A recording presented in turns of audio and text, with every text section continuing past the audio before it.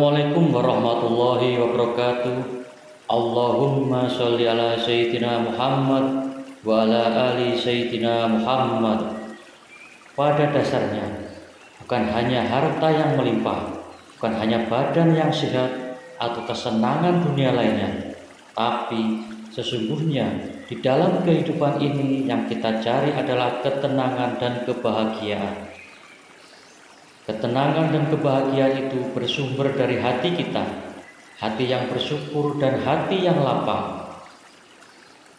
Maka dari itu, kami, channel Ya Rob TV, mengajak saudara yang budiman, yang dirahmati Allah Subhanahu wa Ta'ala, untuk mengikuti kajian yang akan disampaikan oleh guru kita semua.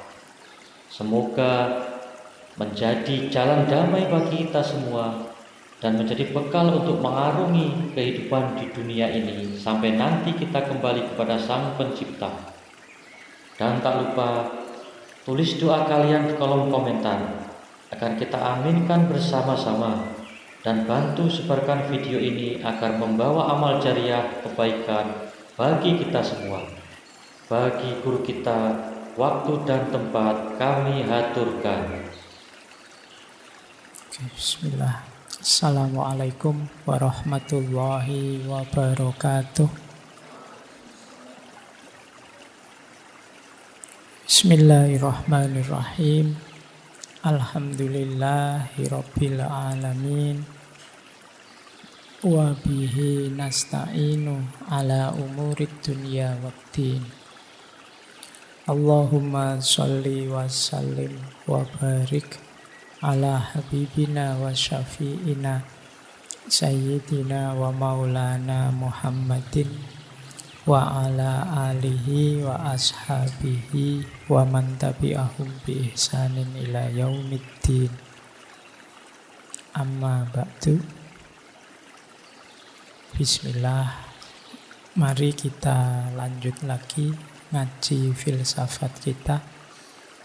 Kita memulai sesi yang baru di bulan Desember ini. Kita mengambil tema muhasabah. Jadi 1 bulan ini mungkin kalau dari sisi materi tidak terlalu rumit, yang membutuhkan konsentrasi berpikir yang dalam, tapi perlu aspek berpikir introspektif. Jadi berpikir sambil berintrospeksi. Membaca diri kita sejauh mana relevan atau belum relevan dengan tema-tema yang kita angkat di bulan ini. Ini tema-tema yang mungkin sudah populer disampaikan di mana-mana, cuma memang harus sering diingatkan, sering diulang-ulang, karena menjalankannya tidak sesederhana menceramahkannya. Jadi bulan ini temanya pokoknya kita saling menasehati. Diri saya juga diri teman-teman semua. Baik, kita mulai ya. Tema pertama kita akan membahas tentang taubat. Jadi ini tema yang mungkin populer khususnya di dunia akhlak, di dunia tasawuf. Karena kalau teman-teman belajar tasawuf, termasuk belajar ilmu torekot, hampir semua suluk yang ada di torekot itu diawali dari makom taubat. Rasanya kita sudah ngerti taubat itu apa, tapi apa benar sudah ngerti? Nah, malam hari ini kita belajar itulah, bismillah. Jangan lupa fokusnya ke materinya ya, jangan fokus ke saya. Nek fokus ke saya nanti khawatirnya dianggapnya saya sudah ahli taubat. Dosaku ya sih oke. Jadi kita belajar bareng-bareng malam hari ini. Saya akan mengambil dari berbagai referensi tentang apa itu taubat. Ya tentu saja versinya ngaji filsafat ya. Jadi lebih banyak pengayaan materinya. Oke, Bismillah saya awali dari definisi kata-katanya. Ya tentu saja taubat dari bahasa Arab. Nanti kalau pakai bahasa Inggris, repentance. Penyesalan, mungkin kalau dalam bahasa Indonesia. Tapi pasnya kata taubat itu sebenarnya artinya kembali. Roja'a. Yang dimaksud tentu saja kembali pada Allah, menghentikan perbuatan dosa maksiat yang kita jalankan. Jadi secara bahasa artinya rujuk, kembali. Jadi nanti habis ngaji kok terus pulang itu bisa pakai kata-kata saya tobat Pak. Saya ngaji 2 jam tobat, saya sekarang tobat, bisa artinya pulang, rujuk. Ya ini bentuknya masdar, taba yatubu taubatan.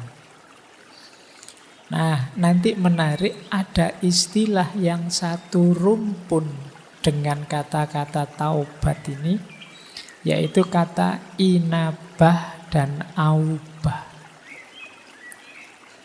Ini secara, kalau bahasa kampusnya ya, secara paradigmatik kata taubat, inabah, dan aubah itu satu rumpun.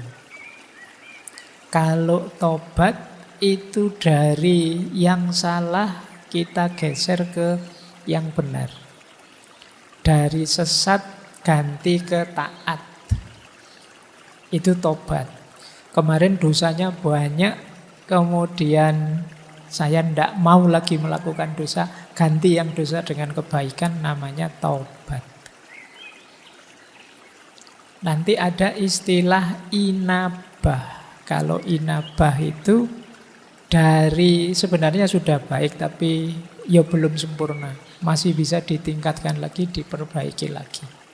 Itu namanya inabah. Kemarin sholatku masih asal-asalan. Nah, besok lebih baik.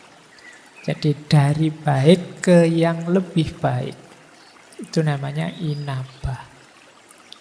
Nanti ada lagi aubah.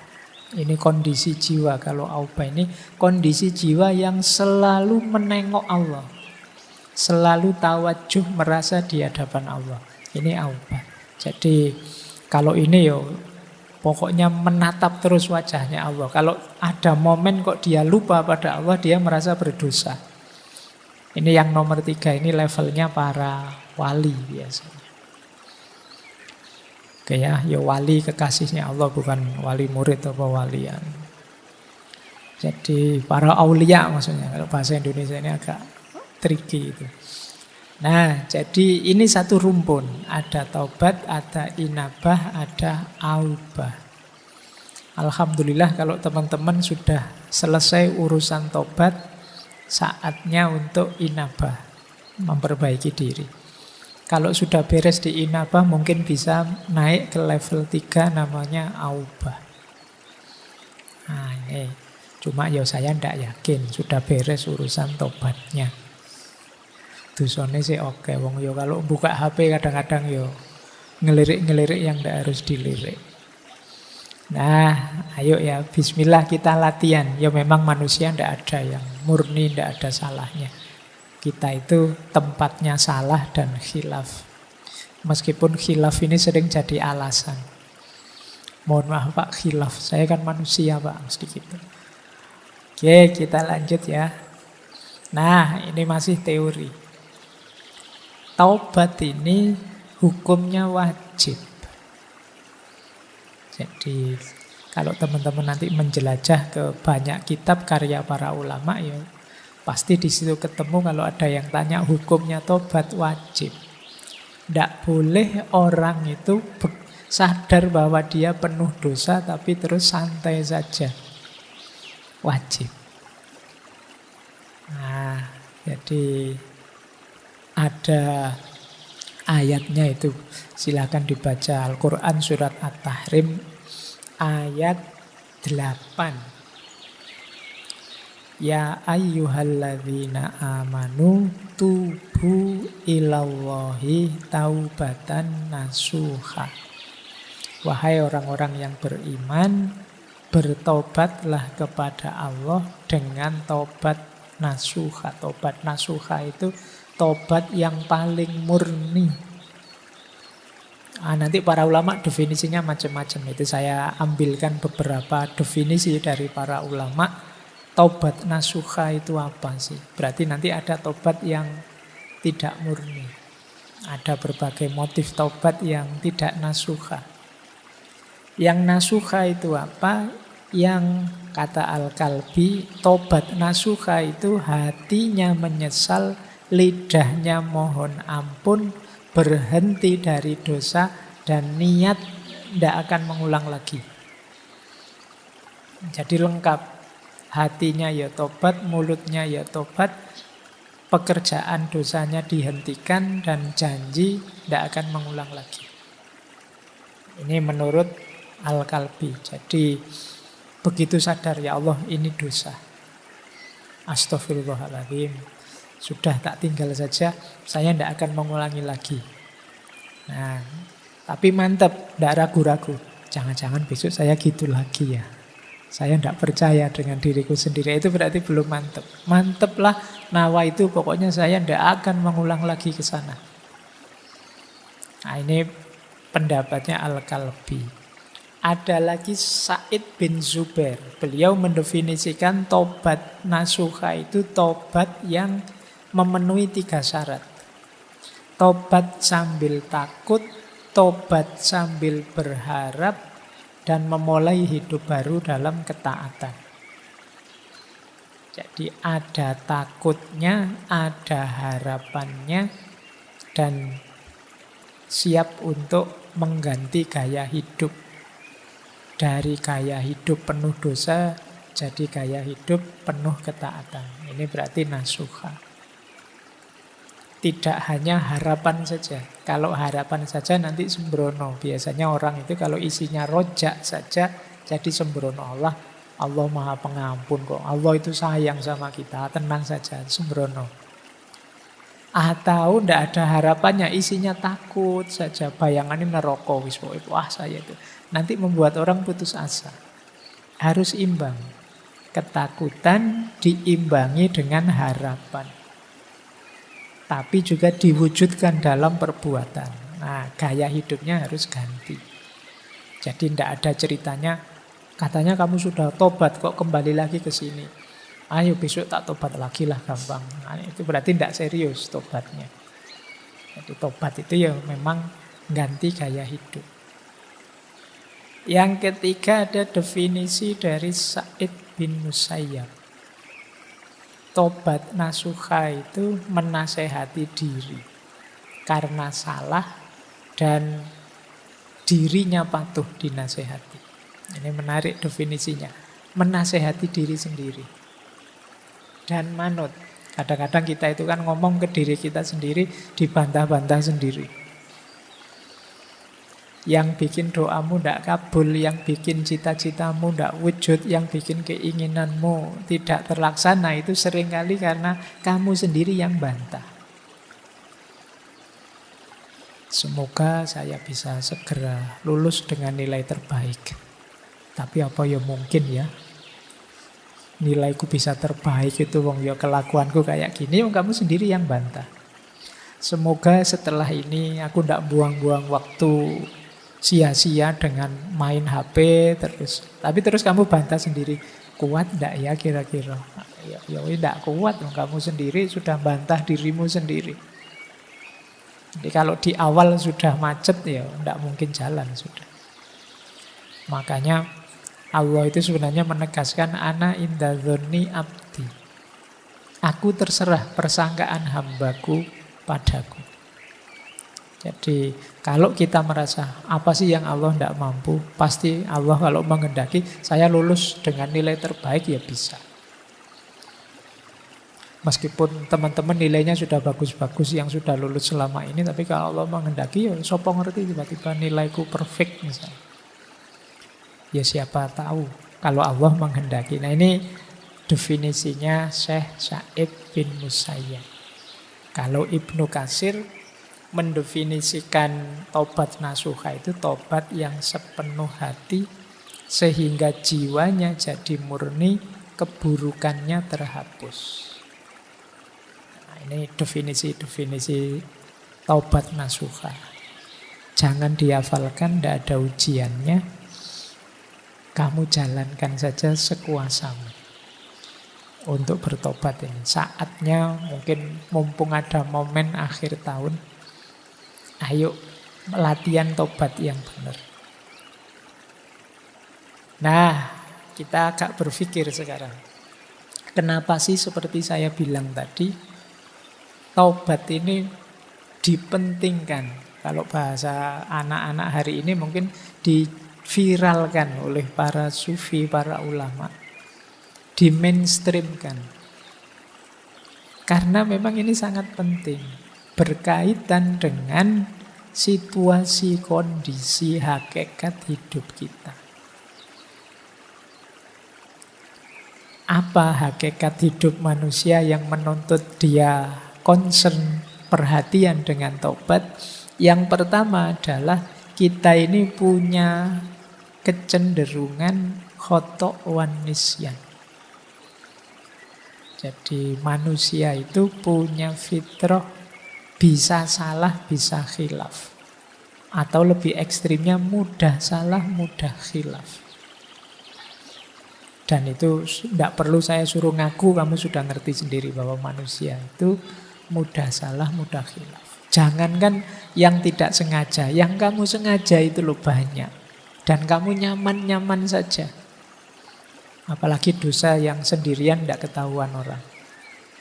Waduh, kok lupa tadi belum sholat maghrib? Tidak apa-apa, tidak ada yang tahu. Kalau sama Allah tinggal tobat saja. Jadi kecenderungan jiwa banyak begitu. Manusia itu makhlul khoto' wan nisyan. Oke, ini ciri pertama. Kenapa kemudian orang fokus untuk bertobat. Sadarilah, tidak ada manusia yang bersih. Maka manusia itu tidak pantas, tidak kompatibel kalau dia sombong. Ya ibaratnya komputer itu kalau diisi program sombong itu tidak cocok. Dia akan crash. Saya yakin kalian juga tidak akan kerasan kalau dekat dengan orang yang sombong. Kenapa? Kesombongan tidak kompatibel dengan manusia. Karena manusia itu makhlul khoto' wan nisyan. Orang yang gampang salah, gampang keliru, kok sombong. Tidak pantas. Kayak tidak punya dosa saja kan gitu. Setiap orang pasti punya salah, punya dosa. Makanya kalau teman-teman kok tiba-tiba sampai pada momen harus konflik dengan orang, mungkin terdorong untuk maki-maki orang, menyalah-nyalahkan orang, menyesat-nyesatkan orang, ayo kembali dulu pada diri kita. Emangnya aku tidak pernah salah? Memangnya aku tidak pernah keliru? Tidak pernah khilaf? Fitrah kita itu ya antara lain khoto' wan nisyan. Ada sisi itunya, maka taubat penting. Makanya istighfar itu setiap hari, setiap habis sholat disunahkan. Berarti dosa kita itu hitungannya tidak harian, mungkin jam-jaman. Jangan-jangan menitan. Jangan-jangan detikan. Jadi kalau kalian muhasabah mungkin bukan minggu ini saya salah apa, tapi jam ini saya salah apa. Atau jangan-jangan menit ini saya salah apa ya. Dari berangkat ke masjid ngaji sampai sekarang dalam masjid kira-kira saya ada salah enggak? Perbuatan mungkin tidak, tapi pikiranku ada salahnya enggak? Ada kelirunya enggak? Ada negatifnya enggak? Ini jangan-jangan tadi sudah sebelum jam 8 sampai sini, wah Pak Faiz kok enggak datang-datang sih? Katanya on time. Muslim yang baik itu menetapi waktu kok yo jam 8 lebih belum datang-datang. Pikiranmu bilang begitu. Nah, ayo coba. Jangan-jangan dosamu tidak mingguan, tidak harian. Jangan-jangan jam-jaman. Jangan-jangan menit. Jangan-jangan detikan. Setiap kali kamu buka HP itu mungkin dosamu bergeraknya detikan. Jadi pulsanya naiknya cepat. Detik ini buka gambar itu nambah. Detik selanjutnya buka apa lagi nambah lagi. Manusia makhlul khata' wan nisyan. Itu pun ditambah karakter kedua, kecenderungan kedua manusia apa? Tidak mau disalahkan. Orang itu biasanya kalau disebut salah, ditunjuk sebagai salah, tidak mau. Karena manusia punya fitrah kebenaran, jadi dia merasa gelisah kalau terbukti salah. Atau ditunjuk bahwa kamu salah. Padahal mungkin memang kamu salah. Itu kan yang membuat sering ada konflik orang ngantri misalnya. Orang ngantri tiba-tiba nyerobot. Terus dimarahi, mbok yo jangan nyerobot. Kadang-kadang dia malah nyolotnya lebih kuat. Padahal dia yang salah. Kenapa? Orang gelisah kalau disalahkan, ditunjukkan kesalahannya. Jadi manusia itu tidak mau disalah-salahkan. Makanya kalau kalian ingin jadi orang bijaksana, kalau menasihati orang, menunjukkan salahnya orang, lebih baik di situasi diam-diam yang tidak ketahuan orang. Karena manusia punya kecenderungan ego, tidak mau disalahkan. Itulah mengapa perintah bertobat itu diulang-ulang. Ayo tobat, ayo tobat. Itu karena kalau dibiarkan, kamu tidak ngaku kalau kamu salahmu banyak. Jadi ini kecenderungan kita yang kedua. Ya kalau kita bisa mengalahkan ego, kemudian saya tidak apa-apa kok Pak, kalau orang kritik menunjukkan saya salah, berarti kamu hebat. Tapi sebenarnya sebagian besar orang tidak senang, tidak nyaman kalau dibongkar salahnya. Padahal dia sendiri tahu itu salah. Sampai kadang mencari, kalau kayak minggu lalu, defense mechanism. Wah, kamu kok nonton video-video kayak gitu? Alah ngapain sih ngurusin hal kecil kayak gini? Yang dosa lebih besar banyak itu, yang korupsi itu, yang kamu malah lari kemana-mana. Karena tidak ingin yang salah itu kamu, biar orang lain saja yang salah. Nah ini kecenderungan kita. Kadang-kadang karena saking tidak bisa mengelaknya, terus kamu lempar kesalahan, nyari kambing hitam ke yang lain. Saya dosa kayak gini ya jangan salahkan saya. Ya yang kayak gini nih harusnya mbok diblokir sama pemerintah, mbok tidak usah dibolehkan tayang, mbok aja kamu malah nyalahkan itunya. Padahal yang nafsu kamu. Nah, ini ciri kedua. Maka perintah tobat itu diulang-ulang terus. Yang ketiga, nah ini juga lanjutan yang kedua sebenarnya. Seringkali kita itu melakukan pembenaran. Kalau bahasa hari ini normalisasi kesalahan yang kita lakukan. Ah wajar Pak, manusia begitu. Saya manusia normal Pak, makanya yo ada salah-salahnya dikit kayak gitu. Dinormalisasi. Kamu kok sering bolos? Ya biasalah Pak, anak muda. Kayak enggak pernah muda aja Bapak ini. Kamu normalkan yang salah. Nah ini penting kamu ingat-ingat. Itu yang dimaksud Imam Ghazali. Pikiran kita itu sebenarnya bukan raja. Dia hanya panglima perang yang kuat saja, yang disuruh-suruh oleh hati kita. Jadi kita itu sering tidak mencari kebenaran, tapi mencari pembenaran. Makanya kalau kita dengerin YouTube, kalau kita mencari ustadz yang kita sukai, kalau itu mesti yang kita cari ya yang cocok dengan kebenaran yang kita yakini selama ini. Kita kalau bahasanya Sartre dulu, kita hanya ingin mendengarkan gema suara kita. Itu mengapa di ngaji filsafat ini saya lari ke barat, lari ke timur, ke Jawa, usah tak puter-puter kemana-mana, biar kamu luas. Biar kamu tidak hanya mendengarkan gema suaramu. Biar tidak hanya pembenaran yang kamu cari, tapi juga kebenaran. Karena cirinya manusia memang selalu mencari pembenaran. Nah kalau kamu sadar, kalau salah ya salah, jangan memberi pembenaran, kan berarti kamu terbuka untuk bertobat. Ya ternyata saya memang kemarin keliru, saya memang salah. Dan ini tidak gampang pada manusia. Mungkin mulutmu tiap hari istighfar, tapi istighfarmu kan tidak mantap, tidak sepenuh hati. Karena kamu punya argumen yang kamu lakukan itu tidak sepenuhnya salah. Yang keempat, kenapa kita harus sering bertobat? Diri manusia ini punya beberapa perangkat yang sifatnya dual. Dual itu punya dua sisi. Kalau bahasa Al-Quran, fujuroha wa taqwaha. Ini yang membuat kita bisa khilaf. Misalnya, nafsu makan itu bagus, tapi ketika kita berlebihan dalam makan, dia berubah dari takwa jadi mungkar.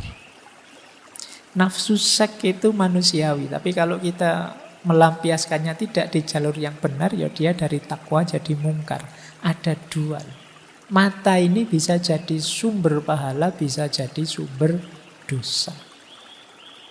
Tanganmu juga begitu, kakimu juga begitu. Ini namanya dual karakter.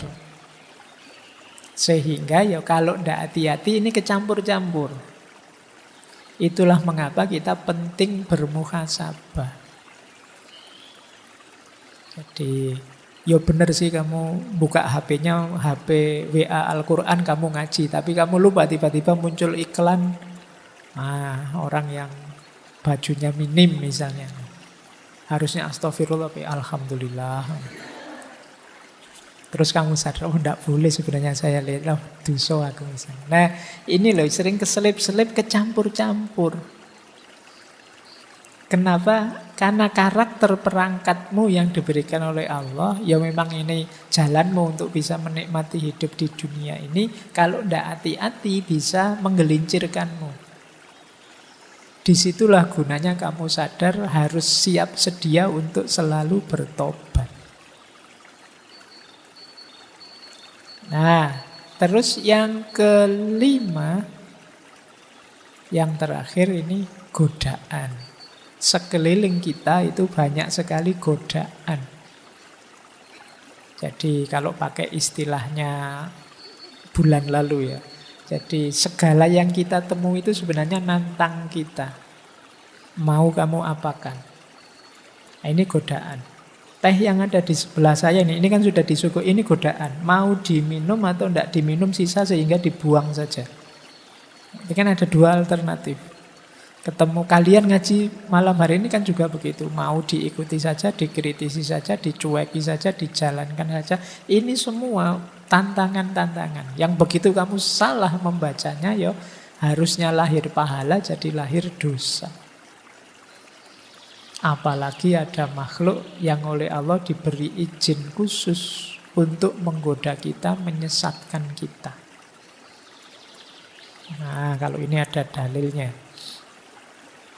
Ini saya ambil dari hadis yang terkenal sekali. Diriwayatkan oleh Imam Ahmad. Saya tulis Arabnya saja, belum sempat terjemahannya. Semoga kalian masih bisa membacanya. Jadi satu ketika Rasulullah bersabda, Inna syaitona kola, setan berkata, wa izzatika ya Rabbi la abrohu uwi ibadaka madamat arwahuhum fi ajsadihim.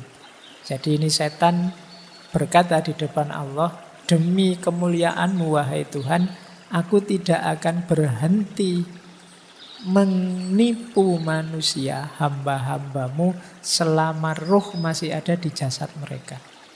Jadi selama kita masih hidup, ya setan akan selalu menggoda. Tapi terus Allah membalas, wa izzati wa jalali la azalu aghfiru lahum mastaghfaruni. Demi kemuliaanku dan keagunganku, aku juga akan senantiasa mengampuni mereka selama mereka mohon ampun. Jadi kita hidup ini dikepung godaan, belum lagi dorongan dalam diri kita, sehingga kita mudah sekali tergelincir dalam dosa. Tapi jangan khawatir, Allah siap menerima kapanpun kita mohon ampun. Ini sebenarnya intinya kajian tentang taubat itu di situ. Baik, jadi ini dasarnya mengapa kemudian perintah taubat itu di mainstream, diutamakan. Karena kita tidak bisa kemana-mana kalau masih kotor jiwa kita, diri kita dikepung, terisi oleh kekeruhan dosa. Makanya orang-orang sufi itu punya rumus takholli, tahalli, dan tajalli. Takholli itu mengosongkan diri, membersihkan diri. Karena sebelum diri kita bersih, dia tidak akan bisa takhalli. Takhalli itu diisi dengan kebaikan. Kenapa tidak bisa diisi dengan kebaikan? Karena diri kita masih kotor. Sering saya ilustrasikan, wadahnya kotor. Kalau wadahnya kotor, diisi yang bersih pun, yang bersih kan jadi kotor. Kalau gelasnya mengandung racun, kemudian diisi air susu, yang terjadi kan susu yang terkontaminasi racun. Bukan racun yang jadi susu. Jadi membahayakan kita. Itulah mengapa kadang-kadang kan sering saya ceritakan itu. Ilmu itu baik, tapi kalau masuk dalam jiwa yang kotor, yang masih banyak dosa, banyak maksiat, bisa saja kehilangan kebaikannya. Jiwa yang penuh kebencian misalnya, kemasukan ilmu, ya ilmu itu akan dipakai jalan bagi dia untuk menjatuhkan yang dia benci. Ilmu dipakai jadi jalan untuk meruntuhkan orang yang dia dengki. Jadi ilmu yang harusnya menebar manfaat, maslahat, berbalik jadi jalan merusak. Nah, ini logikanya. Maka langkah awal yang penting memang takholli, pembersihan diri, taubat. Kalau diri masih belum bersih, masih sulit kalian mengambil manfaat-manfaat dari keutamaan-keutamaan hidup. Baik, saya lanjutkan. Nah, sekarang kita belajar dari Imam Ghazali dalam Ihya. Kata Imam Ghazali, taubat itu melibatkan 3 variabel. Yang pertama ilmu, yang kedua hal, yang ketiga amal. Ilmu itu ya pengetahuan kita tentang mana yang dosa, mana yang tidak, mana yang maksiat, mana yang tidak, mana yang diperbolehkan, mana yang tidak. Mana yang menghalangi, menjauhkan kita dari Allah, mana yang tidak. Ini ilmu. Banyak orang dosa tapi tidak tahu karena ilmunya kurang. Maka variabel tobat yang paling awal itu ilmu. Semakin luas ilmumu, semakin paham tentang tata perilaku, ya kamu akan semakin ngerti mana boleh, mana tidak boleh. Kalau sudah tahu, sudah masuk level ilmu, baru kemudian akhwal atau hal, kondisi jiwa. Kondisi jiwa yang bagaimana yang mendukung taubat, yang jadi variabelnya taubat, yaitu kondisi jiwa yang menyesal. Jadi menyesal itu ya rasanya kok kecewa sekali saya kemarin melakukan itu namanya menyesal. Mungkin teman-teman pernah melakukan dosa tapi kangen. Tahu itu dosa tapi kok tidak menyesal ya Pak. Pengen sebenarnya kayak gitu lagi. Tapi kok ya tidak boleh ya. Nah ini namanya halnya masih belum. Ilmunya kamu sudah tahu bahwa itu tidak boleh. Tapi jiwamu masih belum cocok. Masih ingin mengulang yang lama. Yang sekarang sudah berlalu. Saya tahu itu tidak boleh Pak, tapi kok ya terkenang-kenang ya Pak. Tidak ada menyesalnya. Nah berarti memang kondisi jiwamu belum siap untuk tobat. Ayo diatur biar tahu kemudian sadar sehingga menyesal. Kalau sudah menyesal baru kelihatan di tindakan. Berhenti saat itu juga dan berjanji tidak mengulangi. Kalau tidak ada penyesalan biasanya sulit masuk ke amal ini. Kalau tidak ada ilmu sulit juga masuk ke hal. Jadi ada ilmu, ada hal, ada amal. Ini 3 rangkaian yang harus terpenuhi dulu.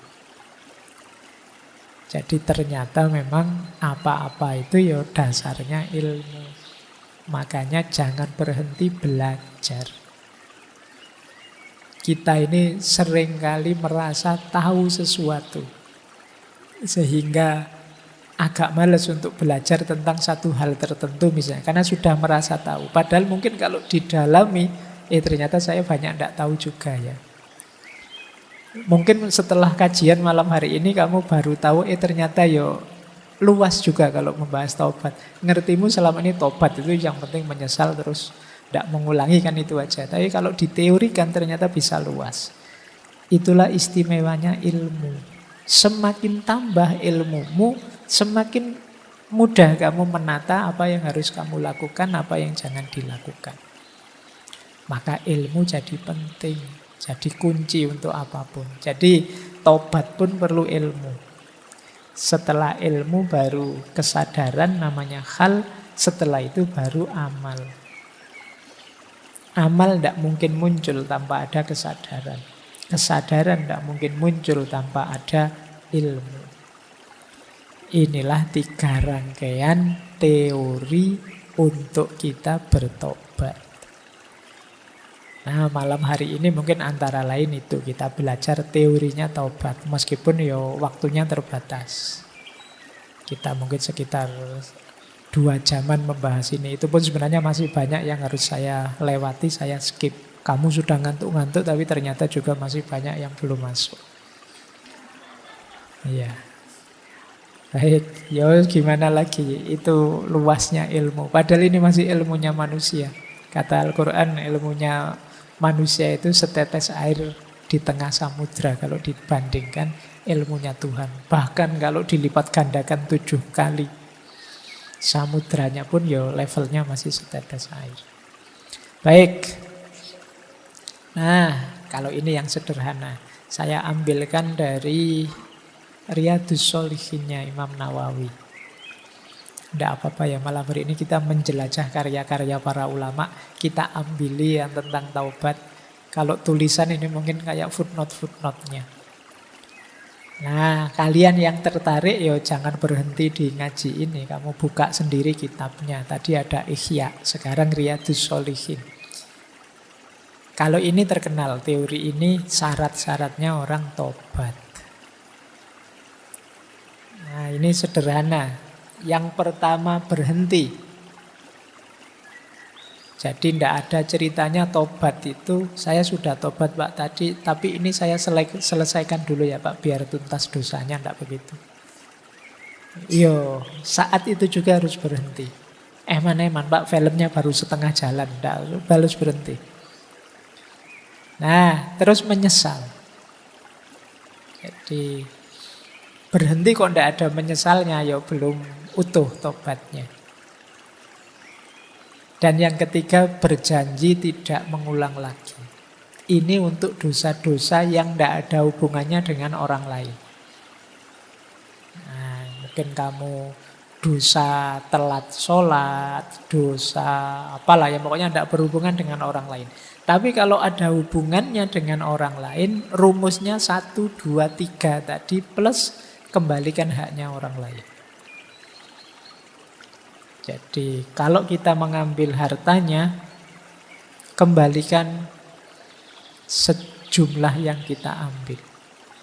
Kalau kita memfitnahnya, minta maaf. Kalau kita menghibahnya, bilang terus terang dan minta maaf. Nanti ada rumus selanjutnya sebenarnya. Pak, saya ngambil haknya orang, tapi orangnya sudah tidak ada. Atau saya sulit menjangkaunya Pak. Itu dulu zaman saya kecil, punya tetangga jualan, terus saya ngambil apanya gitu. Ada enggak yang di sini begitu? Lagi belanja apa, iseng ada permen nganggur ya tak ambil misalnya. Itu zaman saya kecil loh Pak, zaman itu. Nah, saya mau bayar permen ini, orangnya sudah meninggal, tidak ada, keluarganya juga semua tidak ada, atau jauh, itu orangnya sudah pindah ke luar negeri sana Pak, mungkin tanggamu bule atau apa ya. Nah saya bayarnya gimana, gitu, versi ini ya, kamu berikan ke Baitul Mal.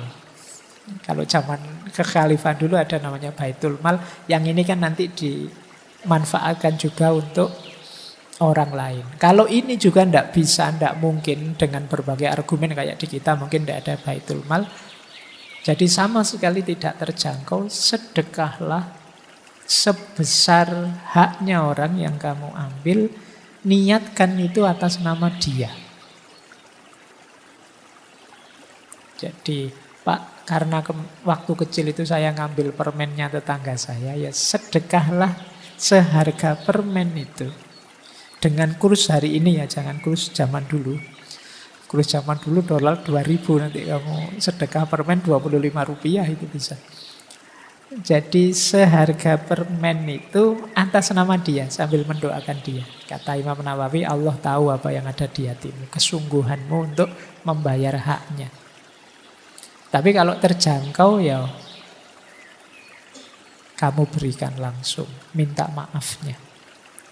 Jadi dosa itu kalau menyangkut haknya orang lain lebih rumit, lebih berat. Makanya hati-hati. Jangan sampai terbawa, jangan sampai terikut haknya orang lain. Sekecil apapun. Meskipun tidak sengaja, apalagi sengaja. Karena proses menetralkannya lebih rumit. Kalau sama Allah sih mungkin lebih mudah, karena Allah Maha Pengampun, Maha Penyayang. Kalau sama orang lain agak berat. Jadi kalian ingat-ingat ya, kemarin waktu WA, waktu Twitteran, Instagraman, pernah tidak kamu komen menyakiti orang? Setelah ini kamu DM dia minta maaf. Khawatirnya kamu lupa dengan apa yang kamu lakukan yang menyakiti orang, mengambil haknya orang, memfitnah orang, menggibah orang, dan lain sebagainya. Jadi ini lebih berat menetralkannya. Oke, yo, memang hari ini zamannya kan kamu dituntut untuk eksis terus. Yang kadang-kadang kamu tidak sadar melanggar haknya orang. Meskipun itu sekedar hak kehormatannya atau hak privasinya. Yang tidak harusnya kamu obral misalnya. Itu pun kamu harus minta halalnya ke dia. Jangan lupa, Al-Quran punya rumus, فَمَنْ يَعْمَلْ مِثْقَالَ ذَرَّةٍ خَيْرًا يَرَهُ وَمَنْ يَعْمَلْ مِثْقَالَ ذَرَّةٍ شَرًّا يَرَهُ. Jadi kebaikanmu atau keburukanmu sekecil apapun akan engkau nikmati, akan kau lihat hasilnya. Jadi sebelum ada efek buruk dari perbuatan buruk terjadi, ayo dinetralkan dengan taubat ini. Ya yang terjangkau ya dijangkau, yang tidak terjangkau dicari gantinya. Seperti sedekah tadi. Baik, saya lanjutkan. Jadi ini syarat-syaratnya taubat. Nah, kita belajar lagi nyari footnote yang lain, nyari wawasan lain. Saya bawakan 2 pendapat tentang jenisnya taubat. Yang pertama dari Sultanul Aulia Syekh Abdul Qadir Al-Jilani. Yang kedua dari Syekh Ibnu Athaillah As-Sakandari yang menulis kitab Hikam. Kalau menurut Syekh Abdul Qadir Jilani, tobat itu ada 3 jenis yang sifatnya level. Ada tobatnya orang awam, ada tobatnya khawas, ada tobatnya khawasul khawas. Tobatnya orang awam itu tentu saja dari dosa, dari maksiat. Berarti dia masih sibuk dengan maksiat dan dosanya. Nah ini level kita. Alhamdulillah kalau kita sudah ada di level ini. Meskipun ini level paling rendah kan namanya sudah level tobat. Banyak orang yang masih ragu-ragu mau tobat. Yang kedua level khawas. Kalau level khawas ini tobat dari ghaflah. Ghaflah itu hati yang lalai dari Allah. Terlalu asik main HP sampai lupa perintah-perintahnya Allah yang wajib maupun yang sunnah. Ini hati yang ghaflah. Ghaflah itu hati yang lalai. Nah, untuk di yang kedua ini ini sebenarnya level lebih tinggi daripada awam. Kalau orang-orang ini sebenarnya tidak lagi sibuk dengan dosa dan maksiat. Fokusnya sudah pada hidup yang fokus pada Allah saja, tapi kadang-kadang masih lupa, masih lalai. Jadi ibadahnya lengkap, dosa-dosa tidak dijalankan, tapi kadang-kadang lupa dengan yang utama-utama. Nah, karena asiknya misalnya sampai lupa sholat sunnah, karena asiknya main HP, karena asiknya ngobrol, karena asiknya aktivitas kegiatan apa sehingga lalai dari Allah. Nah, ini namanya ghaflah. Orang tobat karena ini itu level 2. Kalau kita kan misalnya asik main HP lama, itu kan bagi kita biasa saja, Pak. Yang penting kan sholat 5 waktunya lengkap. Yang penting kan saya zakat, saya puasa, dan tidak melakukan dosa. Kalau levelmu ini ya berarti kamu masih level 1. Tapi kalau level 2, menyesali waktu yang lewat, yang tidak ada manfaatnya sama sekali dalam konteks hubungan sama Allah. Ini level khawas. Nah, ini juga tidak gampang. Kalian level 1 saja ya, konsentrasinya dulu. Tidak usah tinggi-tinggi, level kita itu ya masih biasa-biasa. Kadang-kadang kan kamu kedurun mikirin, membayangkan dirimu kayak para wali. Baru, ya Allah, aku kok tidak ingat kamu ya tadi. Alah, wis ora dosa wis apik. Jadi jangan masang standar terlalu tinggi, belum makommu. Setahap demi setahap. Ya meskipun saya tidak tahu, jangan-jangan ada wali beneran yang hadir malam hari ini yang sudah khawas, mungkin yang sudah khawasul khawas. Kalau khawasul khawas ini batinnya sepenuhnya 100% fokus pada Allah saja. Kalau dia berpaling sebentar saja merasa berdosa. Ini khawasul khawas. Jadi itu tadi ya, mungkin kita belum nuntut kalau mikir ke situ. Ini tidak bisa dicapai hanya usaha kita saja. Ini sebagian besar adalah anugerahnya Allah. Kondisi jiwa yang selalu tawajuh pada Allah itu kalau dalam dunia tasawuf adanya di akhwal. Akhwal itu anugerahnya Allah. Yang kita bisa hanya melakukan semampu kita. Mungkin 20-30%-nya, sisanya Allah yang memberi. Jadi ayo fokus di makom kita saja dulu, biar kita tidak sibuk dengan salah, dosa, dan maksiat. Kemudian jenis, kalau versinya Syekh Ibnu Athaillah As-Sakandari, jenis tobat itu ada 2. Ada tobat inabah, ada tobat istijabah. Tobat inabah itu tobat yang dasarnya takut. Kalau istijabah itu tobat yang dasarnya malu. Nah, malu sama Allah ya, takut sama Allah, bukan sama yang lain. Jadi kata Syekh Ibnu Athaillah, orang awam seperti kita itu biasanya tobatnya dasarnya takut. Namanya inabah. Takut besok disetrika di neraka. Takut besok, ya ketakutan kita takut nanti Allah mengirimkan bencana kalau saya banyak dosa, takut. Nah isinya banyak ketakutan-ketakutan. Makanya terus tobat, ya Allah, saya jangan dihukum, saya jangan disiksa. Takutnya pada Allah.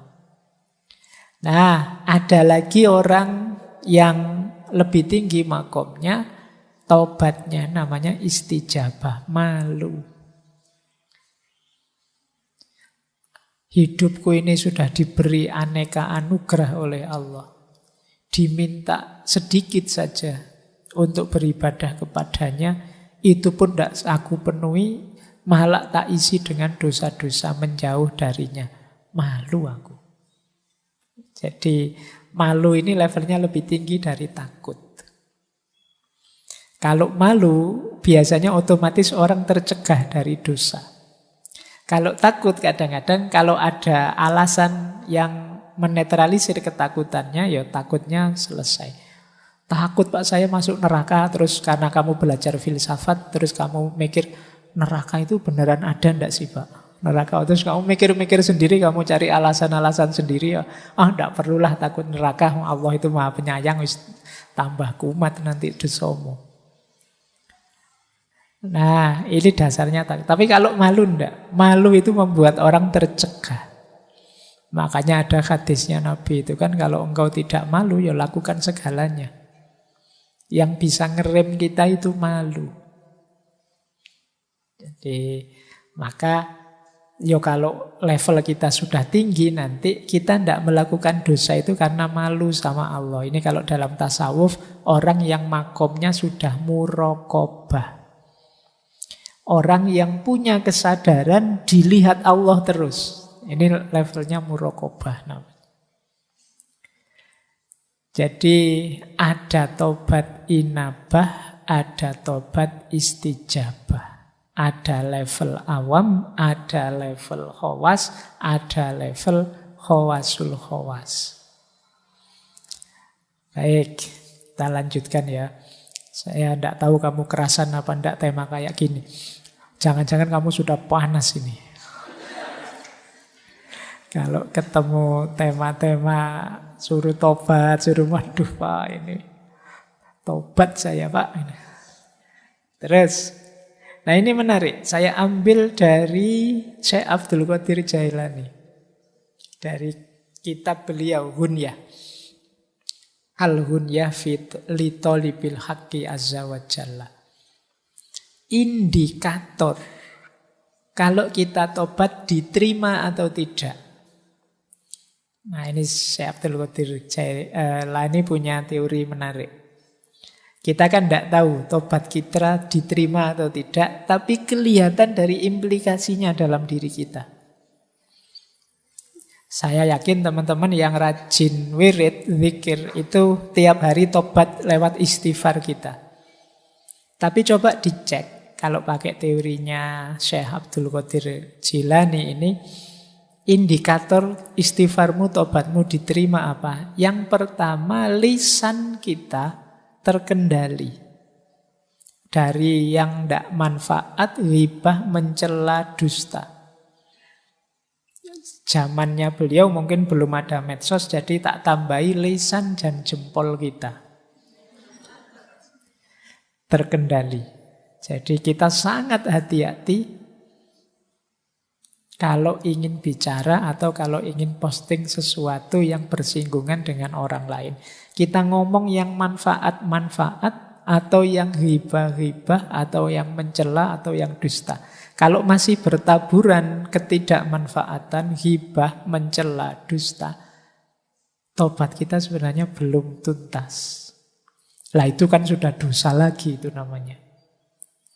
Berarti tobat kita belum sukses. Ya seperti tadi kita itu sering memberikan pembenaran-pembenaran terhadap dosa kita. Ghibah kita beri nama lain, ini kan demi kebenaran Pak. Karena hibah itu memang sesuatu yang benar, tapi sesuatu yang benar yang tidak disukai oleh orang yang bersangkutan. Nah, terus kita sebarkan kemana-mana. Ini namanya hibah. Ini penghalang kita dari Allah. Jadi kalau masih banyak ininya, yang tidak manfaat, yang hibah, yang mencela orang, merendahkan orang, menjatuhkan nama baik orang, mencaci maki orang, mendustai orang. Tobat kita masih belum tuntas, masih belum diterima. Lupa tapi yang sana maki-maki dulu Pak. Iya, yang sana tobatnya tidak diterima. Kalau kamu balas maki-maki, kamu juga berarti. Kita sering tidak sadar ini. Yang kedua, tobat yang sukses itu melenyapkan rasa dengki dan permusuhan. Terhadap apapun, terhadap siapapun. Orang yang bertobat itu batinnya bersih. Cirinya batin yang bersih itu di situ tidak ada akhlak yang madhmumah, tercela. Kebencian, kedengkian, dan permusuhan itu bagian dari akhlak yang madhmumah. Jadi kalau masih ada benci atau dengki pada siapapun, saya dendam sekali sama mantan saya, Pak. Sudah habis banyak, malah ditinggal. Capek-capek tak bikinin skripsi ya. Saya belum lulus, dia lulus duluan. Malah aku ditinggal. Terus mau inget-inget, itu bagian dari kebencian. Mungkin kamu pengen balas dendam, kedengkian, permusuhanmu. Jadi benci itu kan tipis sebenarnya dengan cinta. Sibuknya sama, kayak orang mencintai.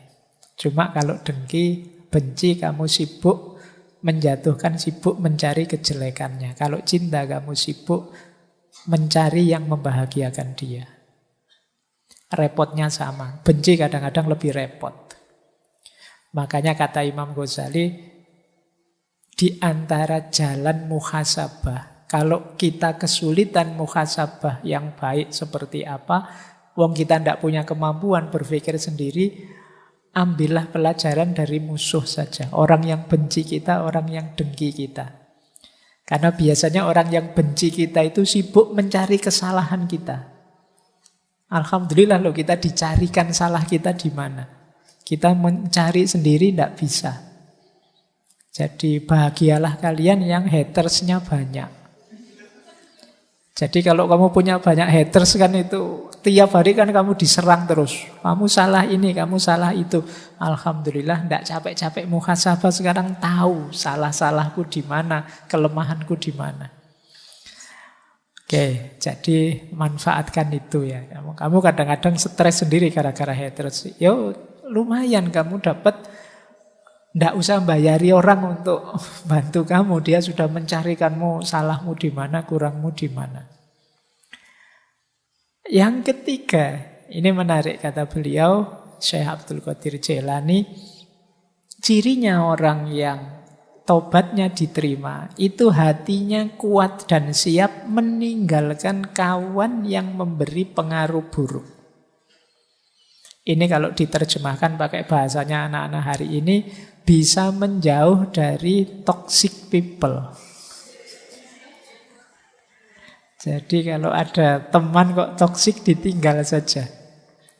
Nah, ketika kita tidak bisa meninggalkan teman-teman yang toksik, yang memberi pengaruh buruk ini, ya berarti memang tobat kita tidak akan tuntas. Ya kita kena pengaruh buruk terus, ya kita rusak terus.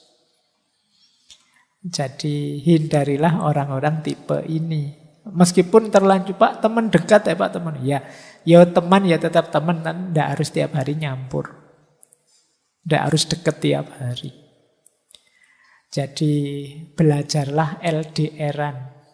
Meskipun hanya dengan teman. Apalagi teman yang toksik. Jadi yang merusak saja, yang menyulitkanmu saja. Karena ya kalau temanmu sangat berpengaruh padamu, sementara pengaruhnya negatif, ya sulit kamu menuntaskan aktivitas tobatmu.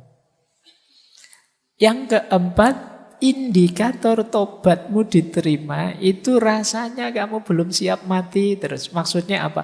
Kamu merasa kurang terus. Wah, ini masih belum imbang, amalku masih belum banyak, dosaku masih lebih besar. Jadi mati rasanya kok belum siap terus. Bukan belum siap mati karena saya belum kawin ya Pak. Saya belum, bukan itu. Belum siap matinya karena merasa amalku belum cukup. kebaikanku masih kalah banyak dengan keburukanku, dengan dosaku. Nah ini berarti kalau kita masih merasa begitu, indikator bahwa tobat kita sudah mulai beres. Sudah mulai sungguh-sungguh. Belum siap mati, menyesal terus, ingin mohon ampun terus. Nah, jadi ini 4 indikator diterimanya taubat. Menurut Syekh Abdul Qadir Jailani dalam kitab Hunya. Nah, ini coba dicek ya, nanti introspeksi dalam diri kita. Apa dalam diri kita masih ada output yang sifatnya tidak manfaat, merusak, menyakiti orang, dusta pada orang. Kemudian masih ada tidak dalam diri kita rasa dengki, rasa permusuhan, rasa dendam pada siapapun. Kemudian circle kita masih circle yang positif tidak? Atau jangan-jangan isinya orang toksik semua. Atau jangan-jangan kita lah si toksik itu. Lebih parah lagi. Jadi kalau besok kok tiba-tiba temanmu menghindar semua, jangan-jangan yang toksik itu aku. Tobatmu harus lebih serius berarti. Nah yang keempat, ayo coba dikalkulasi. Kamu siap enggak kalau saat ini juga kamu dipanggil oleh Allah? Apa dosamu sudah bersih? Apa amalmu sudah imbang untuk mengimbangi dosa dan maksiatmu? Baik, kita lanjutkan. Nah, ini dari Imam Ghazali sebenarnya. Saya terjemahkan pakai bahasa yang lebih populer. Jangan menunda-nunda tobat. Bahaya. Bahaya yang pertama apa? Hatimu nanti keras. Kerasnya hati itu maksudnya ya dosa tapi tidak ada rasanya. Tidak ada rasanya itu maksudnya ya santai saja kamu. Jadi hatimu keras. Menyakiti orang tapi kamu malah gembira. Rasain dia. Dia mesti sakit itu hatinya kalau saya ngomong ini tadi. Itu kalau kamu seperti itu hatimu keras sudah. Mas mbok ya tobat. Nanti dulu Pak, nunggu dia hancur dulu baru saya tobat. Ya kalau hatimu terlanjur keras, menjinakkannya susah, melembutkannya kembali susah. Jadi kamu ingin dia hancur, tapi kalau kamu menunda-nunda keburukanmu, tobatmu, yang hancur mungkin dirimu sendiri. Jadi jangan salah. Tapi biasanya orang yang sudah terlalu benci dan dengki itu kadang-kadang sampai pada level saya hancur tidak apa-apa asal dia lebih hancur. Ini hati yang sudah keras, pada akhirnya dia hatinya mati sudah. Kalau hati sudah mati, sudah tidak bisa lembut lagi. Tidak bisa kembali lagi. Maka hati-hati. Kalau teman-teman tiba-tiba ada niatan untuk tobat, segera dijalankan. Itu bagian dari cahaya yang masih diberikan oleh Allah. Masih disampaikan ke kita cahaya itu. Meskipun kita sering menyangkal, kita sering menunda-nunda, mengeksekusinya nanti saja. Jadi jangan ditunda, biar hati kita tidak keras. Yang kedua, jangan sampai kita nyaman dalam dosa dan keburukan. Seneng loh Pak kalau saya lihat teman sengsara gara-gara saya itu. Oh itu nyaman itu dalam dosa dan keburukan. Saya bohongi orang, wah dia kena itu, wah saya ngeprank orang. Sopo di sini yang suka ngeprank. Temanku sengsara gara-gara prank itu dan aku gembira. Itu hati-hati kalau diulang-ulang terus mengeraskan hati. Membuat kamu nyaman, tambah sengsara temenmu, tambah seneng kamu. Berarti pranknya sukses. Nah itu kan logika hari ini kan begitu. Itu hati-hati bukan masalah, Pak ini cuma bergurau kok Pak dia. Dia juga tahu akhirnya ini bergurau. Bukan itu. Hati-hati dengan jiwamu. Hatimu. Jangan sampai kamu sampai pada titik menyusahkan orang lain dan kamu merasa nyaman dan gembira dengan itu.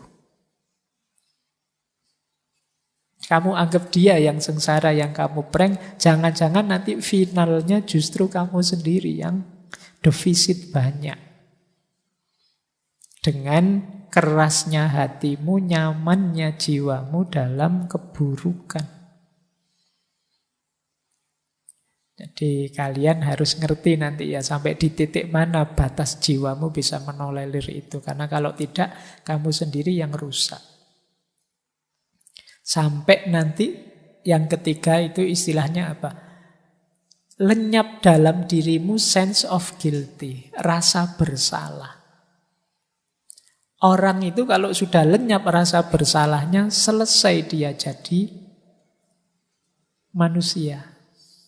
Manusia di antara sisi kemanusiaannya adalah tidak masalah orang itu bisa salah, tapi jangan sampai dia kehilangan rasa bersalah. Kalau sense of guilty-nya hilang, kamu bisa jadi psikopat. Dosa tapi senang. Dosa tapi bangga. Nah, ini berarti kamu kehilangan sense of guilty. Kadang-kadang kan ada orang yang menyakiti orang, tapi begitu dia tahu, wah ternyata aku ini hebat ya, masih bisa menyakiti orang loh aku ini. Itu namanya sense of guilty-nya hilang. Jangan sampai kamu sampai pada titik ini ya. Oke, yo kamu mungkin mahasiswa apalah yang kamu sering salah, tapi ndak apa-apa orang itu bisa memang khotok wan nisyan. Kalau ingat segera tobat, tapi jangan dinormalkan. Kalau kamu normalkan nanti rasa bersalahmu hilang. Mungkin karena kepepet kamu nyontek misalnya pas ujian, ndak apa-apa sih kalau ndak ketahuan ya. Kalau ketahuan ya urusannya kamu dihukum. Tapi tetap kamu pegangi dalam dirimu bahwa sebenarnya aku tidak boleh seperti ini. Ini namanya sense of guilty. Pastikan dia masih hidup. Kalau dia sudah mati, kemanusiaanmu nanti juga akan mati. Oke. Nah, yang terakhir, kalau kamu menunda-nunda tobat, dirimu akan tambah lemah, tambah mudah tergoda. Jadi tambah rentan. Ini kalau bahasa kesehatan mungkin daya imunitasmu semakin rendah menghadapi godaan. Karena malah kamu anggap normal tadi. Jadi ya kayak pandemi ini loh, virus corona itu ya ada jalan keluar cepat sebenarnya. Kamu anggap saja hidup bareng virus itu normal. Selesai sudah pandeminya. Nah, dosa juga begitu. Kalau kamu nganggap, dosa tidak apa-apa lah Pak, ya sudah selesai. Kamu jadi orang yang hatinya mati tadi. Kehilangan sense of guilty, yang nyaman dalam dosa dan keburukan, daya tahan spiritualmu lemah. Ini bahaya untuk sisi dimensi kemanusiaan kita. Baik, saya lanjutkan. Nah, ada teori menarik beberapa. Saya ambil dari kitabnya Imam Ghazali, Minhajul Abidin. Saya akan agak cepat ya, karena materinya ternyata masih banyak. Ini hal-hal yang tidak bisa disebut tobat. Nah, ini teori ya. Yang pertama, seperti yang saya bilang tadi, kamu ragu-ragu, masih maju mundur. Jangan-jangan besok saya melakukan lagi. Mas, tobat beneran? Tidak tahu ya Pak. Mungkin besok bisa begini lagi saya itu. Ini tidak termasuk tobat. Jadi tobat itu ya mantep hatinya meninggalkan dosa. Sudah. Untuk saat ini mungkin saya mampu Pak meninggalkan ini, tapi untuk besok-besok saya tidak yakin Pak. Wong yo hidup ini dinamis, ya sudah berarti kamu belum tobat. Masih membuka diri besok mungkin melakukan itu. Kuatkan saja tekad bahwa saya akan berjuang untuk tidak mengulang lagi, titik. Tidak usah dikasih embel-embel. Hidup ini kan dinamis, Pak. Hidup ini kan plural, Pak. Macam-macam, Pak. Kamu tidak jadi tobat sudah kalau kayak gitu. Saya tobat, Pak. Tapi kan yo lihat ruang dan waktunya, Pak. Situasinya, Pak. Konteksnya, Pak. Yo wis ojo tobat. Terus kakean dalil kamu. Tobat itu pokoknya kamu janji saya tidak akan ngulang. Kalau masih banyak syarat dan ketentuan berlaku, belum tobat. Yang kedua, tobat itu tidak termasuk tobat kalau dia meninggalkan dosa yang tidak pernah dia lakukan. Ya ini namanya bukan tobat. Gitu loh. Saya tidak pernah kok, Pak, meninggalkan, kamu tidak pernah apalah, tidak pernah zina, tapi saya ini kuat loh, Pak. Saya bertobat dari zina. Kalau nggak pernah kamu lakukan, ya namanya bukan tobat. Tobat itu dari yang kamu lakukan. Jadi, wong nggak salah kok tobat. Nah, ini kata Imam Ghazali. Wah, itu kan kayak Indonesia itu sepak bolanya hebat loh. Brasil, Italia nggak pernah mengalahkan Indonesia. Ya memang tidak pernah tanding, ya tidak bisa kalah. Nanti kamu, wah Spanyol sudah tersingkir, mana lagi tersingkir. Indonesia tidak ada di daftar negara yang tersingkir dari Piala Dunia. Memang tidak lolos, ya tidak mungkin tersingkir. Oh, tidak pernah ikut lomba, ya tidak ada kalahnya. Jadi yang nomor 2 ini bukan tobat.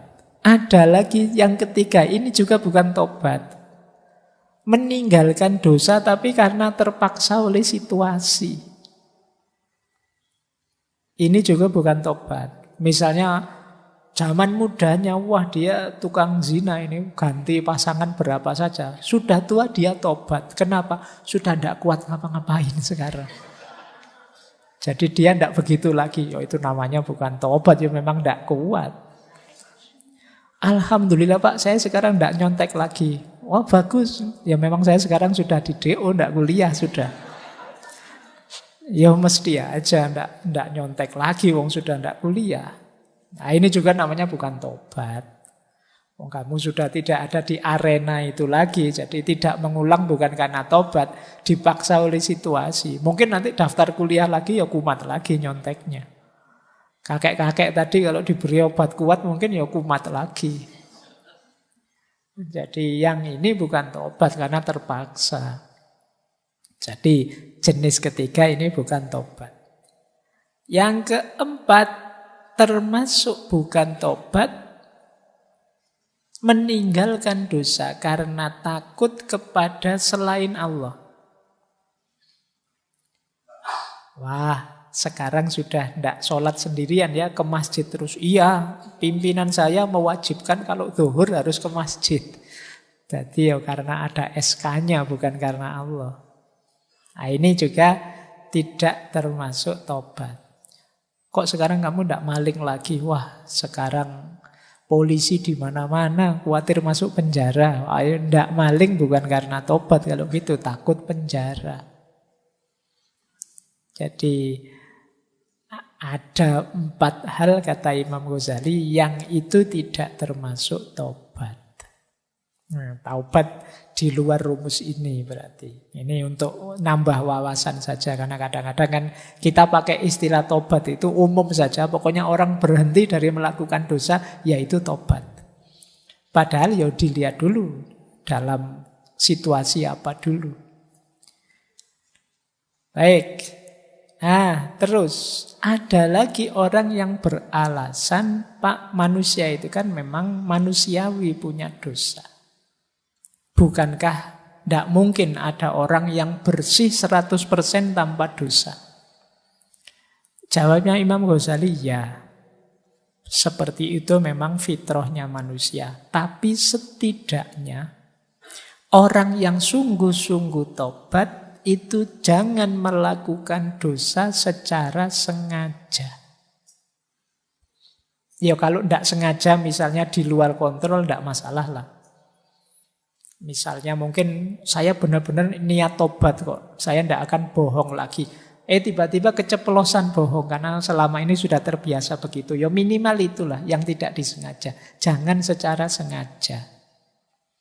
Bahwa tidak ada manusia yang bersih, iya.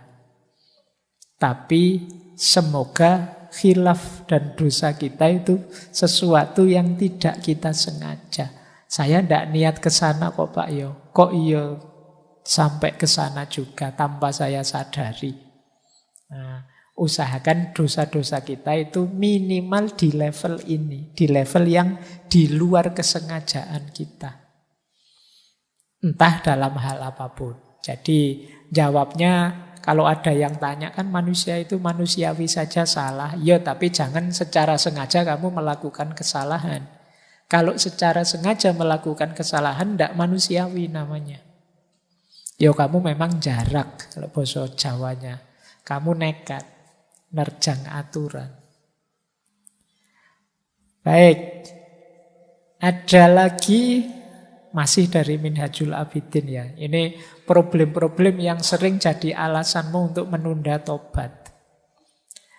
Kita sering beralasan seperti ini, Pak. Saya masih belum berani tobat, Pak. Saya khawatir nanti mengulang lagi dosa yang saya lakukan. Kata Imam Ghazali, kalau ada yang bilang begitu, bilang bahwa mungkin saja aku berdosa lagi di dosa yang sama, jadi tobatku ini tidak ada artinya.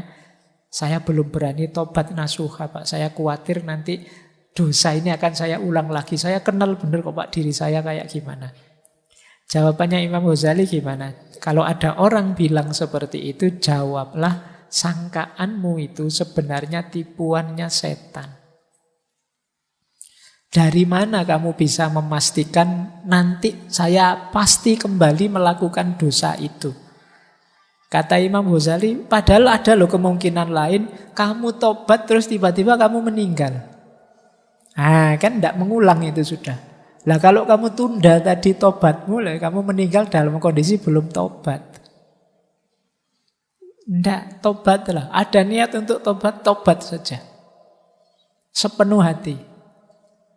Wah, besok ternyata saya khilaf lagi, Pak. Ya tobat lagi. Kita tidak tahu batas umur kita di mana. Kata Imam Ghazali, setelah tobat mungkin kamu dipanggil pulang ke rahmatullah sebelum kembali mengerjakan dosa. Kalau seperti ini berarti kamu orang yang bahagia kan, bersih dari dosa, mati husnul khotimah. Nah, yang harus kamu lakukan, tobatlah dan berupayalah sepenuh tenaga menghindari dosa. Kok yo kepleset khilaf masuk ke situ lagi, yo tobatlah lagi. Asal kamu tidak menyepelekan, saya tobat sepenuh hati Pak, tapi besok secara sengaja saya ulang lagi biar nanti saya tak tobat lagi. Bukan begitu rumusnya. Setelah saya tobat, saya berjanji dan berusaha untuk tidak mengulang. Bahwa sebagai manusia kadang-kadang khilaf kepleset, segera saya tobat lagi. Istighfar lagi. Nah, bukan kok karena manusia itu tempatnya salah dan dosa, maka izinkan saya melakukan salah dan dosa. Bukan begitu. Kita sering rumusnya keliru. Jadi ini kalau ada yang tanya begitu ya. Jadi kalau ada, nanti saya mesti mengulang lagi. Loh, apa jaminannya umurmu masih panjang? Memastikan kamu mengulang lagi itu menafikan Allah dengan irodahnya. Kalau Allah menghendaki apa susahnya? Membuat hatimu terbuka dan terjaga terus dari dosa. Baik. Nah, Imam Ghazali menjelaskan di antara jalan kita untuk melebur dosa-dosa dalam bertaubat adalah menggusur dosa dalam diri kita dengan kebaikan. Innal hasanat yudhibnas sayyi'at. Jadi space dalam diri kita ini terbatas kan. Maka biar kita tidak disibukkan oleh dosa, ayo menyibukkan diri dengan yang berpahala. Maka di antara menetralisir dosa, itu kalimat dari Imam Ghazali, misalnya hapuslah dosa minum arak dengan bersedekah minum minuman yang halal untuk orang yang membutuhkan. Nah, seperti minuman lezat yang disuguhkan pada orang-orang. Tebuslah, mungkin kamu terlalu sering mendengarkan headset musik-musik, lagu-lagu, sehingga waktumu banyak terpotong oleh itu. Tebuslah dengan, kata Imam Ghazali, mendengarkan banyak bacaan Al-Quran. Jadi ya paling tidak skornya jadi 50-50 lah. Nah itu ruang dalam dirimu biar tidak isi yang negatif saja. Kamu dengerin Quran, dengerin majelis zikir, majelis ilmu, dan lain sebagainya. Kok kamu terlanjur makan riba, ya hapuslah dengan memperbanyak sedekah yang halal. Dan seterusnya, kata Imam Ghazali, meskipun menghitung dosa itu tidak pernah tepat, tetapi ini sekedar cara untuk mengimbangi saja. Jadi seperti mengobati penyakit panas dengan obat yang dapat menjadikannya dingin, agar keseimbangan yang diperlukan terwujud. Karena bila kelamnya hati karena dosa memuncak, tidak akan ada yang dapat menghapuskannya selain cahaya yang memancar dari ketaatan.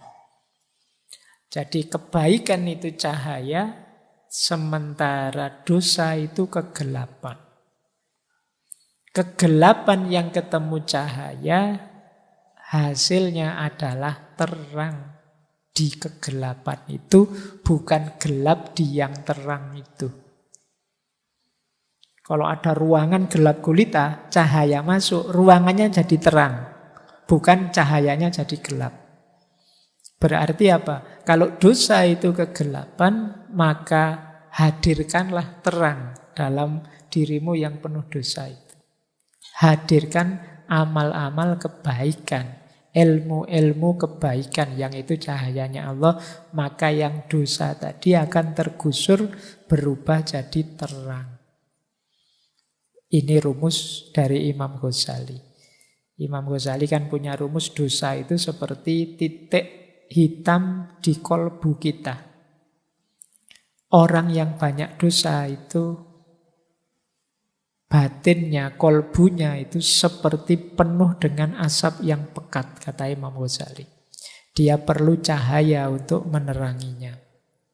Nah ini mungkin kalau hadis ya rumusnya innal hasanat yudhibnas sayyi'at tadi. Kebaikan akan menyingkirkan keburukan. Baik, nah sekarang tentang menyepelekan dosa sehingga kamu tidak kunjung bertobat. Kalau ini saya ambil dari pendapatnya Syekh Yusuf Al-Qaradawi. Perhatikan kita itu sering sekali menyepelekan dosa. Alah Pak, cuma dosa itu aja, cerewet amat misalnya. Biasa saja lah Pak, wong yo efeknya ndak besar. Hati-hati, kata Syekh Yusuf Al-Qaradawi, dosamu yang kamu anggap kecil-kecil itu bisa menjelma jadi besar. Makanya ada kalimat dalam dunia tasawuf itu, tidak ada dosa kecil yang diremehkan dan tidak ada dosa besar yang ditobati. Dosa kecil yang diremehkan dia akan menjelma jadi besar. Dosa besar yang ditobati, disesali, ya dia akan luntur jadi kecil bahkan hilang. Kapan dosa kecil jadi besar? Yang pertama kalau diistiqomahkan. Jadi dikekalkan. Ala Pak, lihat video kayak gini, ini kan dosa kecil Pak. Kalau korupsi dosa besar. Jadi saya istiqomahkan tiap pagi biar seger lihat. Nah, ya itu lama-lama pasti akan menjelma besar. Karena pengabaianmu terhadap dosa itu menunjukkan ketidaktakutanmu pada Allah. Ya dia dosamu akan menjelma besar. Meremehkan Allah itu kan dosa besar. Yang kedua, menganggap remeh. Alah kayak gini saja kok. Alah wong cuma begini saja kok. Nah, ini kamu anggap remeh. Ketika kamu anggap remeh, yang kecil jadi besar. Meremehkan kesalahan. Yang ketiga, senang mengejarkannya. Enak ya Pak. Nikmat ternyata dosa itu Pak. Ya wis. Jadi kamu menikmatinya. Orang yang menikmati tidak mungkin menyesali. Mungkin dia tahu itu dosa tapi ingin mengulangi. Karena kamu merasakan nikmatnya. Jadi pengaruhi jiwamu. Ketika mungkin kamu melakukan dosa, sadarkanlah jiwamu bahwa kenikmatan dari dosa itu palsu. Boleh kamu cari argumennya, silahkan biar tambah mantep, tapi sadarilah bahwa kenikmatan dosa itu kenikmatan yang palsu. Mungkin memang enak, mungkin memang nikmat, tapi kalau ilmumu nambah, nanti akan ketahuan efek merusaknya. Tidak hanya untuk dirimu, mungkin untuk banyak lingkunganmu, mungkin untuk anak cucumu, dan seterusnya. Jadi ini yang ketiga. Kalau kamu merasa nyaman terus, ingin mengulang terus, ya dosa kecil bisa jadi dosa besar. Kemudian dosa kecil bisa besar kalau kita merasa aman dari hukuman Tuhan. Ini nanti akhirnya ya jadi menyepelekan. Allah itu ya Maha Penyayang, Maha Pengasih. Aku kan aliran yang paling diridhoi oleh Allah. Jadi mesti selamatlah aku. Jadi peremehan-peremehan seperti ini membuat dosa yang kecil jadi besar. Ayo ya melatih jiwamu untuk tidak menganggap bahwa Allah mesti mihak aku lah. Wong aku ini orang dalam kok. Aku yang punya kuncinya surga. Wong kuncinya surga itu sudah dibagi-bagi pada semua orang, katanya la ilaha illallah itu miftahul jannah. Barang siapa yang akhir hidupnya la ilaha illallah masuk surga. Saya melakukan dosa apa saja tidak apa-apa lah Pak. Nanti terakhir-terakhir saya akan bilang la ilaha illallah. Menyepelekan. Jadi ya Islam itu tidak berat. Islam itu tidak rumit. Agama itu tujuannya memudahkan, tidak menyulitkan, tapi jangan diremehkan, disepelekan, sehingga kamu nabrak larangannya sambil menyepelekan. Ya seperti tadi rumusnya bahwa manusia itu memang makhluk khotok wan nisyan, tapi itu bukan alasan engkau sengaja melakukan khotok wan nisyan. Kemudian yang kelima, dosa kecil yang dipamer-pamerkan. Nah, ini juga menunjukkan kamu bangga dengan dosamu. Saya tidak tahu, mungkin anak-anak muda hari ini lah kadang ya suka pamer aneh-aneh. Baru kali ini tahu rasanya ciu misalnya, whisky misalnya, terus dipamerkan di posting, dipamer-pamerkan. Wah, seneng aku nih pacar baru. Mau aja diajak kemana-mana, nginep juga oke misalnya. Terus kamu foto, kamu share fotonya kemana-mana. Dosa yang semula kecil bisa jadi besar. Kenapa? Karena kalau kamu pamer-pamerkan, ada kemungkinan orang lain niru. Wah, kelihatannya kok asik ya kayak temanku itu. Aku tak beli ciu juga misalnya. Yang kecil bisa jadi besar. Jadi jangan remehkan dosa kecil. Yang terakhir, dosa kecil yang dilakukan orang besar. Panutan. Orang terkenal. Orang yang followernya banyak. Ini juga bisa menjelma dosa besar. Kenapa? Dia ini diikuti orang. Followernya ratusan ribu, dia malah mukuli istrinya misalnya. Wah, ini berarti lumayan ternyata. Mukuli istri bisa viral ini. Wah, aku tak nyoba viral kayak gitu misalnya. Semoga tidak ada yang begitu. Tapi ingatlah kalau kalian public figure, Di level apapun, apalagi ulama, perbuatan kalian yang keliru, yang salah, yang dosa, itu diikuti oleh followermu. Ya alhamdulillah saya tidak punya follower. Aku tidak medsosan masalahnya. Jadi aman saya. Oke, kemarin baru ganti foto itu saja. Itu pun bukan saya. Jadi hati-hati. Saya tidak tahu kalian mungkin ada yang public figure meskipun sekedar ketua kelas. Ya kan ketua kelas punya power di kelasnya. Hati-hati, dosa yang kecil kalau ditiru teman-temanmu sak kelas jadi dosa besar. Karena akumulatif. Misalnya bikin dosa besar, yuk kita bolos bareng-bareng ya. Biar dosennya kapok misalnya. Itu kan kecil sebenarnya. Tapi bisa jadi besar kamu ditiru temanmu sak kelas. Apalagi kalau kekuasaanmu level desa, level kecamatan, level kabupaten, level negara, level dunia ya. Engkau diikuti orang. Jadi jangan sembrono dengan dosa dan kesalahan. Nah, finalnya ini secara teori. Jadi tobat itu diawali pengetahuan. Kemudian dilanjutkan dengan kesadaran untuk berubah. Didasarkan pada penyesalan, ditekadi untuk perbaikan. Perbaikan itu berarti berhenti menjalankan, membersihkan diri, dan memperbaiki. Ini rumusnya mirip, takholli, tahalli, dan tajalli. Yang terakhir komitmen atau istiqomah. Kalau sudah geser ke arah kebaikan, istiqomahlah, komitmen di situ. Mungkin berat. Karena tidak sesederhana waktu tobat, komitmen atau istiqomah ini biasanya lebih berat.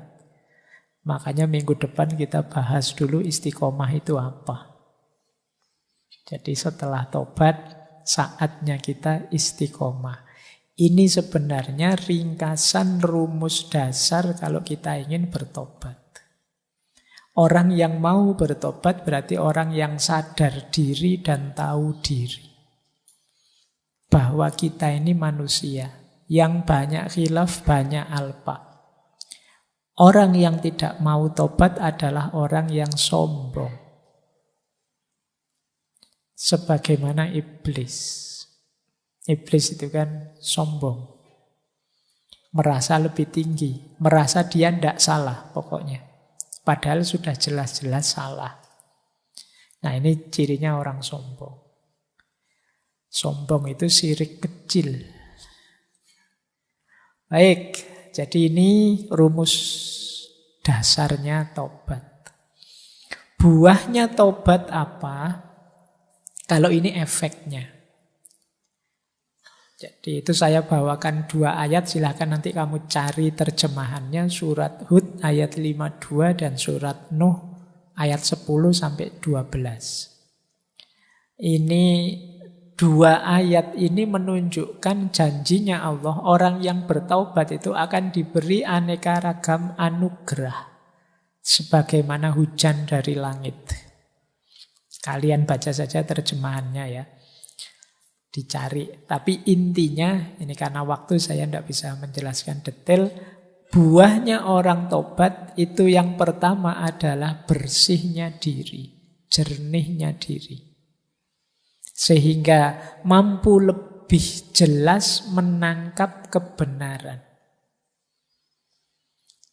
Yang kedua, tenangnya diri. Dosa itu menggelisahkan. Jadi orang yang tahu bahwa dia berdosa itu biasanya hatinya tidak nyaman, tidak tenang. Ketika kalian mau bertobat, disitulah kalian ketemu ketenangannya hidup. Jadi tergantung kamu ingin mencari kesenangan atau mencari ketenangan. Ketenangan akan membuatmu dekat dengan Allah, dalam bahasa agamanya mutmainnah. Kalau kesenangan kadang menjauhkanmu dari Allah. Banyak orang mengorbankan ketenangan hidup hanya demi kesenangan yang sesaat. Nah, hati-hati. Kalian harus cerdas karena ini ngaji filsafat. Berpikirnya harus jauh ke depan. Tidak hanya menemukan senang, enak yang sesaat. Tapi carilah yang nilainya lebih, durasinya lebih panjang, lebih long lasting. Ini kayak hierarki nilai di Seller kemarin. Jadi orang yang bertobat itu dia mendapat keuntungan, ketenangan. Yang ketiga, kedekatan dengan Allah tentu saja. Allah itu sangat sayang dengan orang yang tobat. Nanti ada hadisnya. Kemudian cinta ilahiyah, cinta pada Allah. Jadi taubat akan membawa cintanya Allah pada kita. Yang pada gilirannya juga akan menumbuhkan cinta kita pada Allah. Karena kita meninggalkan cinta-cinta yang lain, yang sifatnya duniawi. Dan yang kelima, ini yang ayat yang saya singgung tadi, anugerah. Allah itu saking inginnya kita bertaubat, dia menjanjikan macam-macam bagi orang yang taubat. Termasuk aneka ragam anugerah yang ada di 2 ayat tadi. Baik, jadi ini buahnya. Tapi ya buah tidak akan kita temui kalau prosesnya belum jalan. Jadi teman-teman silahkan, ini teori jangan dihafalkan atau hanya untuk diceramahkan. Coba kamu jalani, kata orang Jawa, ngelmu kuwi kelakone kanthi laku. Kalau ingin benar paham seperti apa manfaatnya tobat, jalankan tobat itu. Baik, saya tutup dengan beberapa quotes. Kalau sudah quote, kalian sudah melek saatnya. Sudah mau ditutup. Ini menarik. Ada kalimat dari Robi'ah, istighfar kita membutuhkan istighfar lagi. Aku beristighfar kepada Allah dari ucapanku, aku beristighfar pada Allah. Kita, kata Robi'ah, diminta menistighfari istighfar kita. Kenapa? Istighfar kita selama ini banyak palsunya. Setiap hari, mungkin setiap habis sholat kita astaghfirullahaladzim. Kadang-kadang kaget pun yang keluar dari mulut kita astaghfirullahaladzim. Tapi istighfar kita tidak ada yang serius. Buktinya apa? Istighfar rutin tapi dosa juga jalan terus. Maksiat tidak kita rem sama sekali. Kesalahan tidak kita sesali sama sekali. Maka kata Robi'ah, aku beristighfar dari istighfarku sendiri. Istighfarku ternyata isinya bukan aku bertobat pada Allah, tapi justru istighfarku seakan-akan meremehkan istighfar itu sendiri. Dengan jalan dosa yang jalan terus, kekhilafan kemaksiatan yang tidak pernah aku sesali. Ini quotes pertama dari Robi'ah. Quotes kedua, ini nanti kalian renungi ya. Kalau ini menarik, kalau ini agak dalam. Ada orang bertanya pada Robi'ah. Orang ini merasa banyak dosa. Aku telah sering berbuat dosa. Dan semakin lama aku merasa tidak taat pada Allah. Apa kalau aku tobat, Allah mengampuniku? Robi'ah menjawab tidak. Tetapi kalau Allah mengampunimu, maka engkau akan tobat. Kamu pikir ya, ini agak dibalik logikanya. Jadi maksudnya apa? Keterbukaan hatimu untuk bertobat sungguh-sungguh Itu hakikatnya sudah dibuka pintu ampunannya Allah untukmu. Anugerahnya Allah padamu. Diberi anugerah kok tidak diambil, ya berarti itu salahmu. Jadi bukan kalau saya bertobat Allah akan mengampuni. Allah akan mengampuni kalau Allah sudah mengampuni, maka aku akan terbuka untuk bertobat. Jadi tobat itu hakikatnya anugerahnya Allah. Maka tadi saya bilang kapanpun kalian terbersit di pikiranmu untuk bertobat, itu adalah sirotol mustaqim, cahaya yang diberikan oleh Allah, doa yang kamu minta tiap hari untuk ditunjukkan jalan lurus. Itulah bentuk pengabulannya Allah, antara lain dalam bentuk kesadaran dan niatmu untuk tobat. Maka jangan ditunda-tunda, jangan dinanti-nanti. Dinanti-nanti maksudnya nanti saja. Jadi ini nanti kalian renungi kalimat dari Robi'ah ini. Baik, saya tutup dengan beberapa kalimat dari Syekh Ibnu Athaillah. Saya akan baca saja, tidak saya jelaskan, mungkin sudah bisa dipahami mengingat waktunya. Ini saya ambil dari kitab Bahjatun Nufus, penerang jiwa, bukan dari hikam. Jadi ini kalian dengarkan ya. Perbuatan maksiat itu ibarat api, sementara kegelapan ibarat asapnya. Laksana orang yang menyalakan perapian di rumah selama 70 tahun, bukankah rumah tersebut akan menjadi gelap dan hitam? Demikian pula dengan kolbu. Ia akan menjadi gelap karena tumpuan maksiat.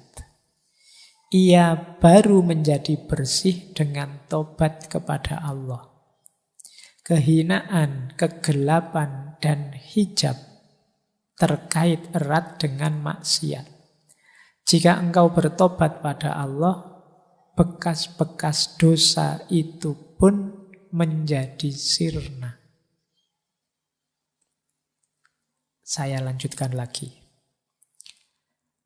Janganlah engkau berputus asa terhadap rahmat Allah dengan berkata, sudah berapa kali aku bertobat dan insaf. Terus kumat lagi, terus tobat lagi. Maksudnya begitu. Jangan putus asa, sebab orang yang sakit sewajarnya akan terus minum obat, mengharapkan tetap hidup dan menginginkan sehat selama ruh di kandung badan, tanpa pernah merasa putus asa. Jadi penyakitnya manusia yang namanya khotok wan nisyan itu mungkin setara dengan diabetes atau darah tinggi atau kolesterol. Penyakit-penyakit yang membuat orang butuh obat terus. Obatnya namanya tobat. Jadi tidak apa-apa, tidak usah putus asa. Pak, saya sudah dosa, tak ulang lagi. Tobat lagi, tak ulang lagi. Ya kayak orang minum obat, tidak apa-apa. Jangan putus asa. Teruslah bertobat. Yang ketiga, ketika seseorang hamba bertobat, maka rumahnya di surga merasa gembira. Demikian juga langit dan bumi, Nabi, juga Allah sendiri. Jadi ketika kita tobat, alam semesta sebenarnya bergembira merayakan tobat kita. Rasulullah bersabda, sungguh Allah jauh lebih bahagia karena tobat seorang hamba dibandingkan orang yang mengendarai untanya di padang pasir, tiba-tiba untanya tersesat dan menghilang darinya. Padahal di atas unta tersebut terhadap makanan dan minuman kepunyaannya. Akhirnya ia putus asa dan mendatangi sebuah pohon untuk merebahkan diri di bawah naungannya. Ia benar-benar putus asa dengan untanya. Ketika ia dalam keadaan demikian, tiba-tiba unta itu berada di hadapannya. Ia pun segera meraih tali kekangnya, dan karena amat gembiranya sampai-sampai ia berkata, "Ya Allah, engkau hambaku dan aku Tuhanmu." Ia salah ucap karena luapan kegembiraannya. Ini hadis riwayatnya Muslim.